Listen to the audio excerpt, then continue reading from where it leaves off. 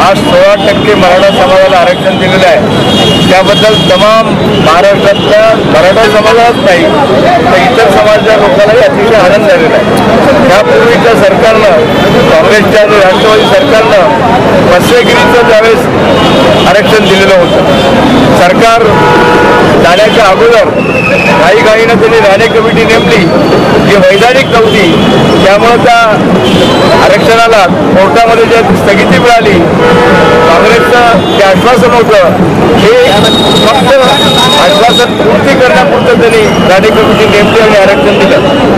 फडणवीस सरकारनं वैधानिक बाबीची पूर्तता करून मागासवर्गीय आयोगाची स्थापना करून सर्व वैधानिक प्रक्रिया पूर्ण केलेली आहे। म्हणून आम्हाला 100% विश्वास आहे की हे आरक्षण कोर्टामध्ये देखील टिकणार आहे आणि 16% मराठा समाजाला आरक्षण द्यायचं जे वचन दिलेलं होतं फडणवीस सरकारनं ते पूर्ण केलं आहे। त्याचा आमचा भारतीय जनता पक्षाच्या सर्व कार्यकर्त्याला मनापासून आनंद आहे। सर्व पक्षांनी सहमती दिल्याबद्दल किंवा एकमताने ठराव पास झाल्याबद्दल आम्ही सर्व पक्षांच्या नेत्यांचं या ठिकाणी भारतीय जनता पक्षाच्या मार्फत अभिनंदन करतो।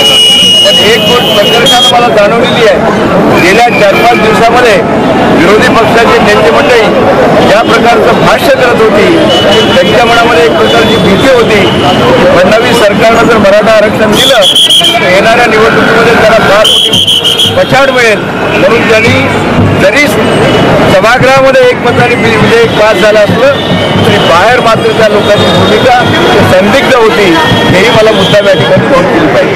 100% आमची सरकार केंद्रामध्ये आणि महाराष्ट्रामध्ये